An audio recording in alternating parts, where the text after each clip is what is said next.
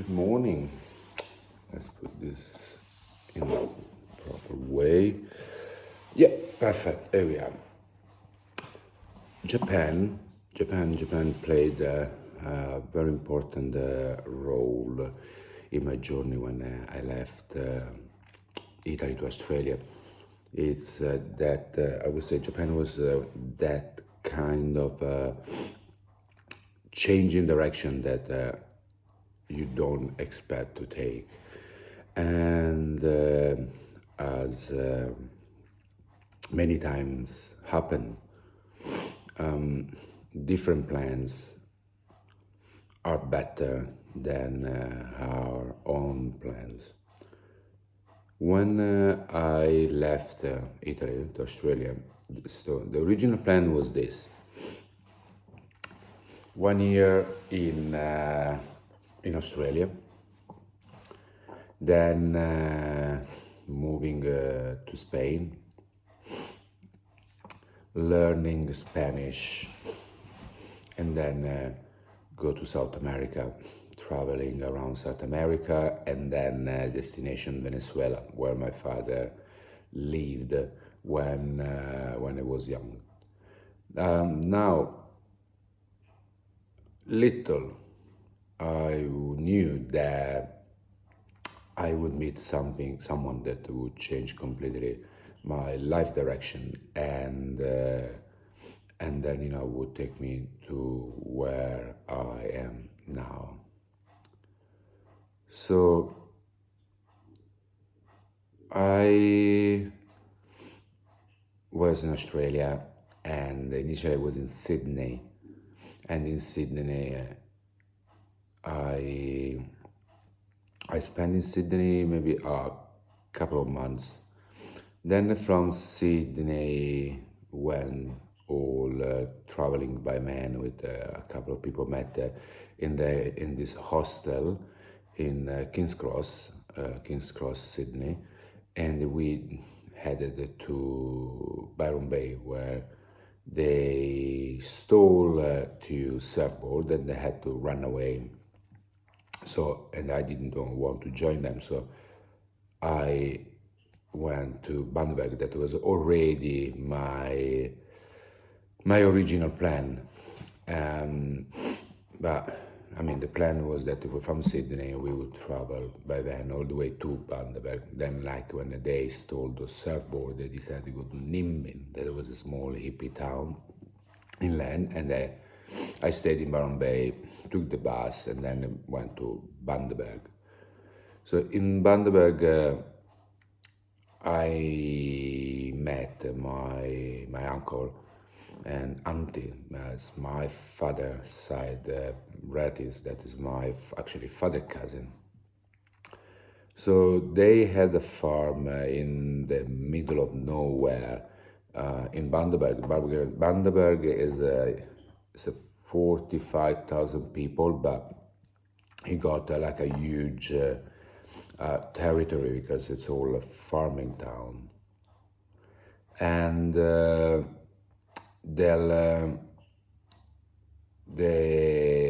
land is really huge, and my uncle they had a farm that was, I think, like something like almost an hour driving to Bundaberg city central. They were in an area of Bundaberg called Moore Park Beach. It's actually by the sea, and really far from everything. So they told me like they knew someone, they were running a hostel, the famous federal backpackers, where so many stories, happen, so many, connection, and so many people met that, still actually, playing a big part in my journey. And in this federal backpackers where, one day, I met this girl that again, as I said many times, it was meant to be. It was meant to be, and that's how my journey with Japan begins.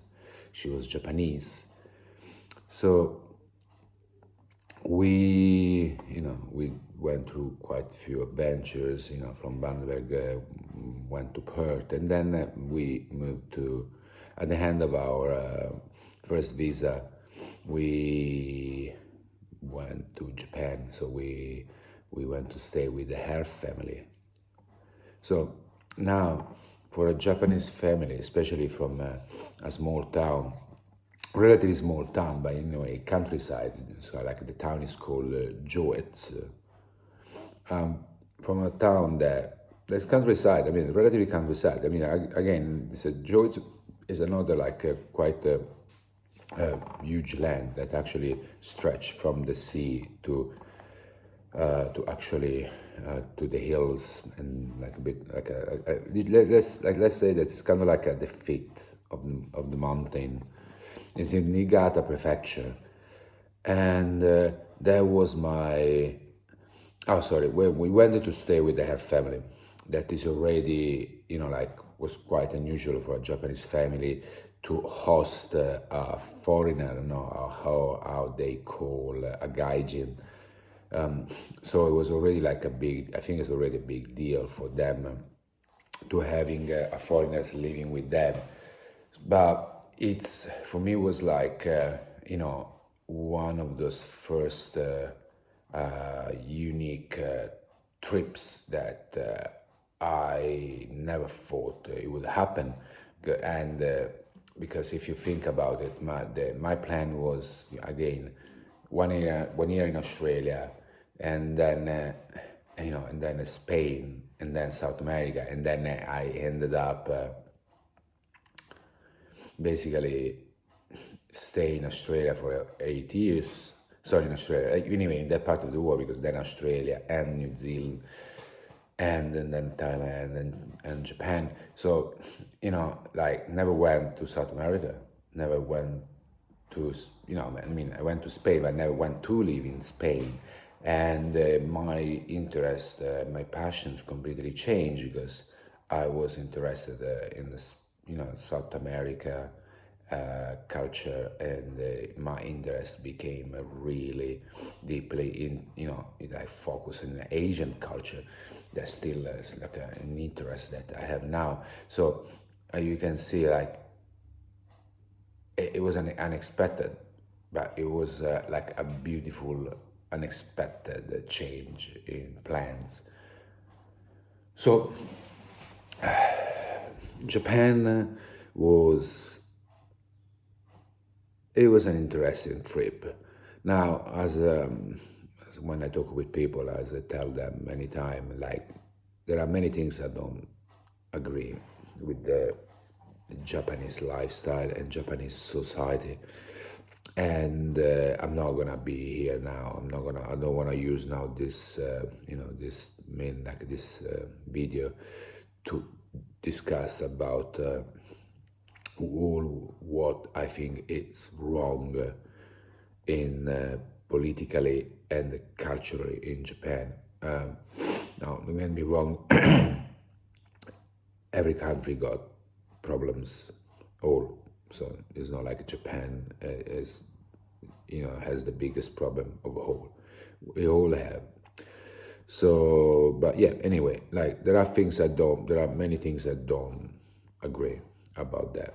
But that's won't deny that that experience is definitely was very important was very important for my, obviously personal development, personal spiritual development, and the experience, was fascinating because I was immersed in a way of living that was really different than my Western upbringing. Because even Australia, Australia, yes, it was different still, but we're still in a Western culture with a lot of Western value. So it's not that big change, and like now, it's not like all now. Now, sadly, all the world is becoming the same. So it isn't like this, this like Japanese like lifestyle and society and way of living was that crazy different. Like it's not like maybe 200 years ago, but still, was quite different for me to be like, oh wow, wow. So I arrived and so when I the adventure already started at the airport in Perth, because when I went to do the check-in, didn't want me. They didn't want me.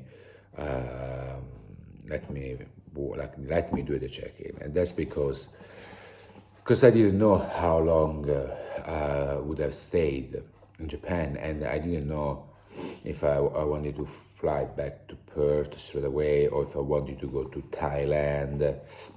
So I bought only one way, and that's it. It's like, okay, and then when I'm there, when I decide where I want to go, I'm gonna buy the flight ticket to leave Japan. But for Japanese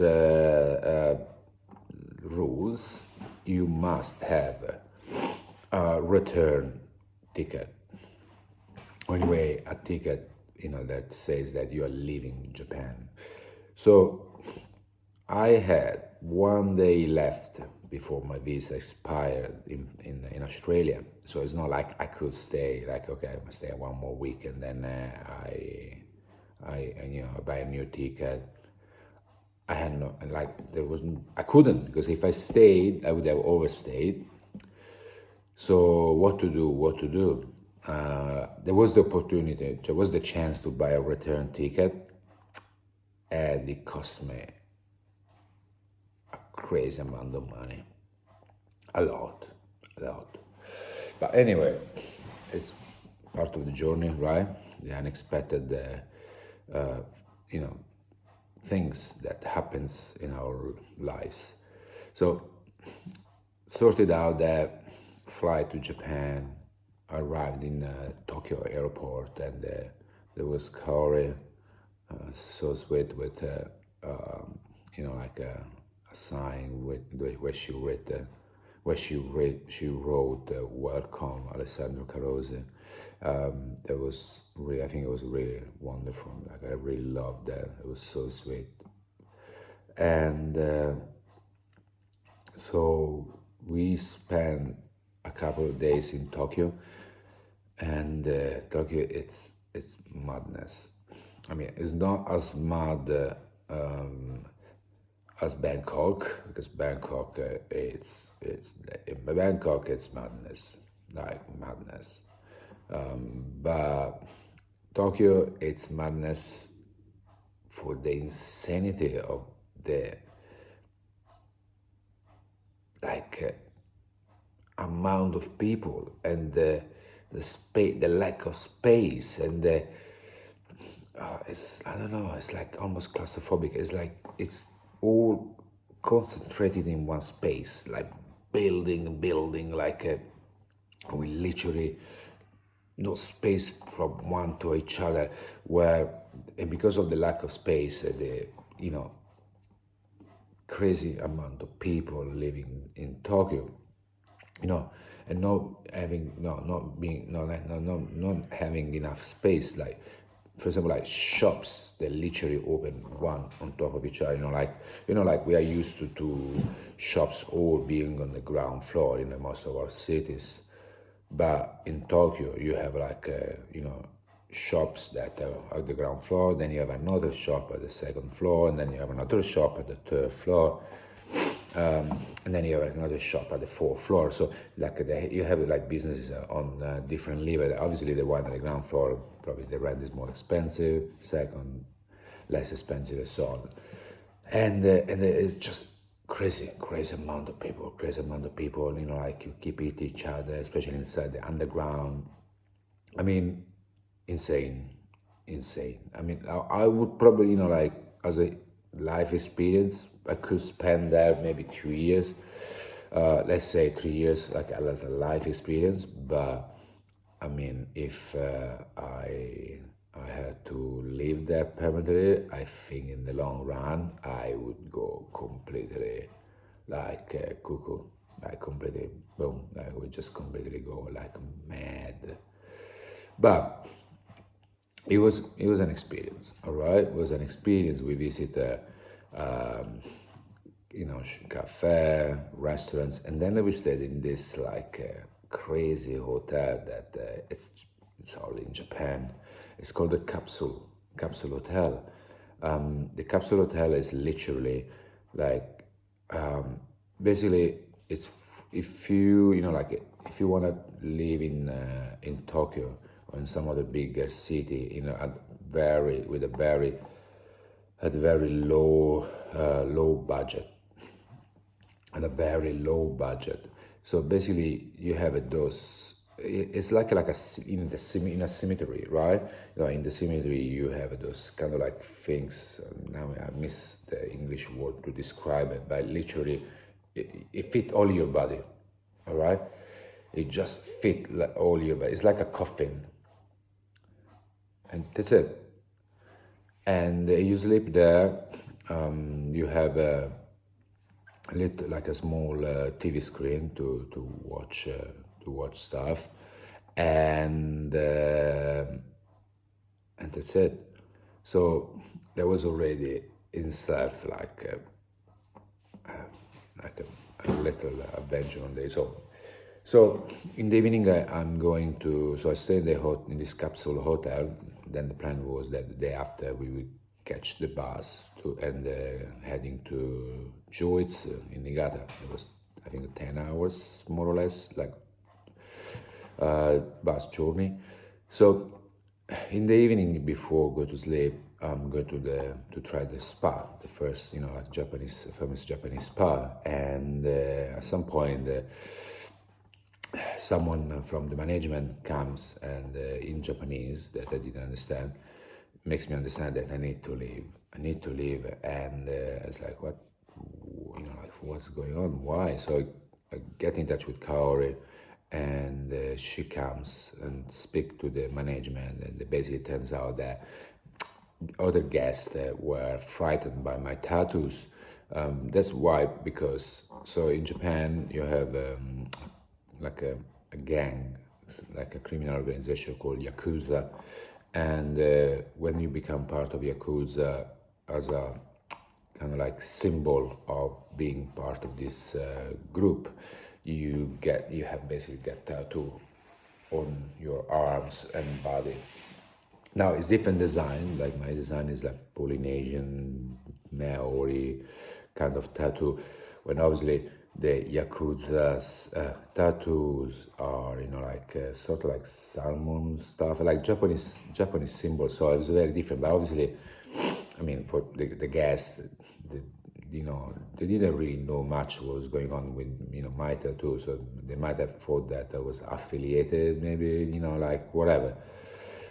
I mean, there was like they showed me there was actually signs saying that people with tattoo were banned from going in the shower. That I think it was nothing to do with people with tattoo in self, but was mostly for kind of like prevent that any yakuza's were going to use the space, or at least it was more for them to not let people know that actually they had the yakuza staying in their hotel, I guess. But anyway, it was what it was, and it was a story now to tell people. So we got the bus, went to. Oh, sorry, I forgot. We met before I go to the capsule hotel. We met a couple of friends. We had dinner. So there were a couple of friends from Australia. There were two friends we met. Is actually we met in the Bandberg. They were staying at our hostel. They were like kind of friends of Kaori, because like anyway, obviously all all the community, like all the countries that will stick a little bit stick together. Like the Italians will stick with Italians in the evening, Japanese with Japanese, French with French, and then Korean with Korean, and then like you start to mixing up, but you would have like culture is similar, so you kind of like get a bit closer to them, and then everyone would be a bit with everyone. So we met them, we drank, we had some good time, and then I went to the capsule hotel, and then after we got the bus, to Joitsu, and the Joitsu, Joitsu was really like another world, because see, the things that everybody thinks about Japan, about Tokyo or Osaka. I mean, you think about those bigs, mental, out of mind, out of hand, like out of mind cities full of people with no space and conquer. But now, this is another subject that I wanna, obviously I'm not gonna get into it like now, about the reason why everything is so centralized, and to control of people, control of resources, because everything is and everyone that is in control stays in one place and exploit all the country resources, get them coming in one place. I don't know if you ever watched the Hunger Games. So if you watch that, and all the other district working for the main district for their well-being. But I'm not gonna get into this. Anyway, once you live at those big cities, it's all countryside. It's it's all big space, because most of the people, they go and live and work in the big cities. So you have a lot of land that is not used, because people is not working the land anymore. So when you go in those smaller towns outside the megalopolis, you have a normal town, you have a space, you have a small houses, you have nature. So I enjoy it. It's a beautiful town, stretching from the feet of the mountain to the sea, and that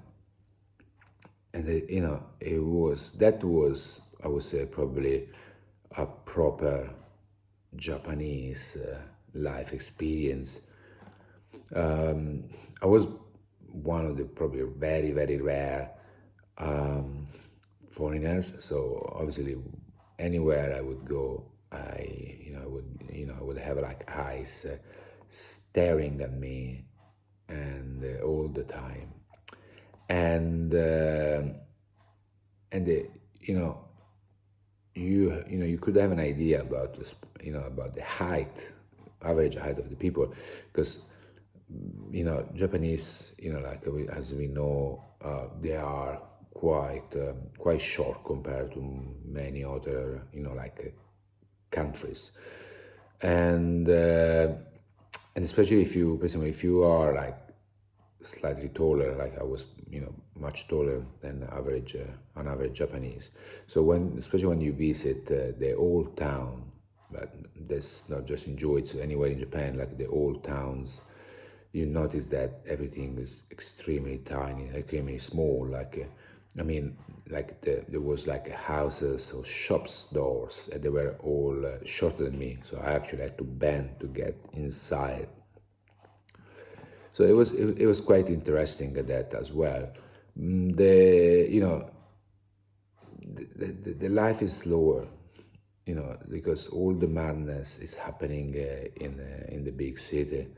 So life is smaller, and then like that I think it was probably for me much better than living like somewhere like in Tokyo, because like I had the chance to see more of a kind of like of Japan way of living. So something that I remember that I would say probably was a bit, hit me a bit stronger, was the fact they have like okay, this is a bit like a bigger discuss, because so they have places where man goes to pay woman, not for sex, but just to talk. I think it's called, probably the pronunciation is wrong, but it's called kabakura. Kabakura. So they have like as well like the one where you go and you pay a woman to have sex, but I mean they have those spaces that is literally just for men, for just talk, just to have those women telling them, giving them compliments, and talk to them, something that they cannot do it in everyday life. This is actually a big issue in relationship in Japanese culture, and this has to do with one of the things I don't like about Japanese culture. Again, I don't want to get into that. So a lot of the memories, are fading away. It's been a long time, but I think like the author, like, so I kind of like, there is no a lot of things, like kind of like in my head, but not completely there. Then there is a lot of other episodes that this is definitely where big things that I will never forget. Because obviously, like talking about that trip, and would take much longer than just 30 minutes. And actually, I can't really stay much longer, because then I need to heading to work. But I think like I'm gonna do like another video talking a bit more. But I think like it was a lot of interesting things was for me to be there in winter, because like that part of Japan, like in Niigata Prefecture, is actually very famous for the snow, for the mountain, for skiing. So it snows a lot, and I had the opportunity to experience some of that, because I was actually there. I actually arrived there in winter time, and then I had the opportunity to experience New Year Eve. That was another, interesting cultural difference than what I was used to until that moment. So it was like everything was like in my eyes was like in the eyes of a baby, like I was like, oh my God, look at that. Oh my God, look at that. Oh my God, look at that, you know. And so it was fascinating, the food, the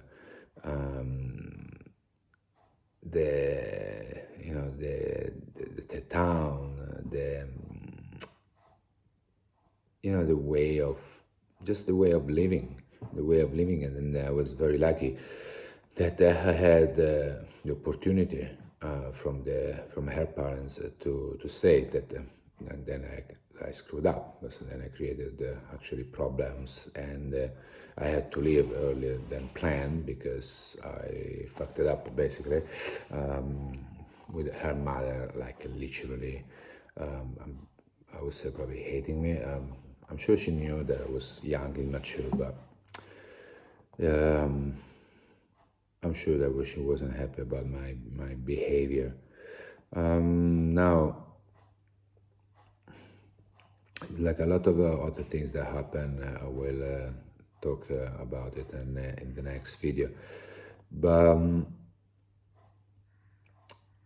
I mean, like I would say that experience is where, for example, like small things, like is the other things where I realized that taking off the shoes before going inside the house, that should be normality, right? In Italy, we don't. We walk on the street with our shoes, and then we go back home with the same shoes. Like whatever you stamp, you bring it in, and so then the germs and so on. Like you realize, and there I realized how much cleaner it is to actually leave the shoes, you know, before going inside, you know, the hygiene, health, and so on.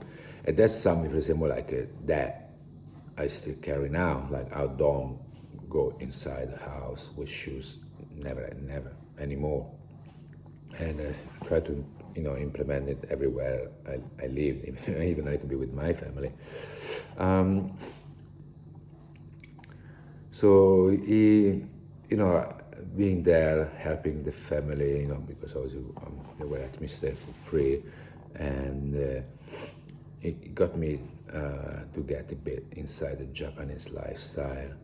Um, but I'm gonna talk about that more with the next video, because I thought to do, you know, a small video, and you know, just talking some about like main topics, but it's actually he got a bit you know, like longer than I thought.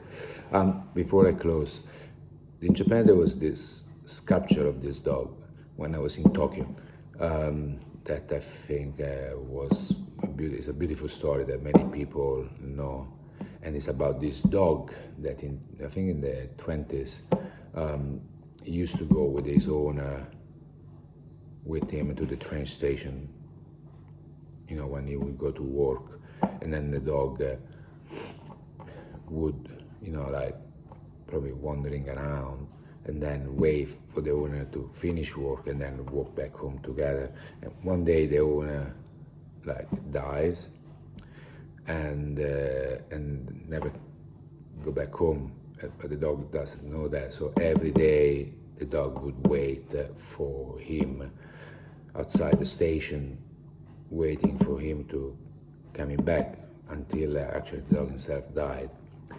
And they made a sculpture of him in I don't know if it's in Shibuya, but I think it's in the area where this story happened. Now, I don't know if it ever happened. You know, I don't know if it's a legend, you know, something, you know, like that. But I never, you know, like I never heard something like that. So I found it like wonderful. I think the only similar things that I know about it, it's in Edinburgh, with where there's another sculpture or another little dog. That now I don't know exactly remember like how it is, but it's something similar. But this is the only two cases. Okay, look, I'm gonna get my shoes. I was supposed to eat some more breakfast and having coffee, but it's not, I don't think it's gonna happen because I won't have the time to do that. And yeah, actually, it's gonna be nice to actually talk about those memories. Have a good day.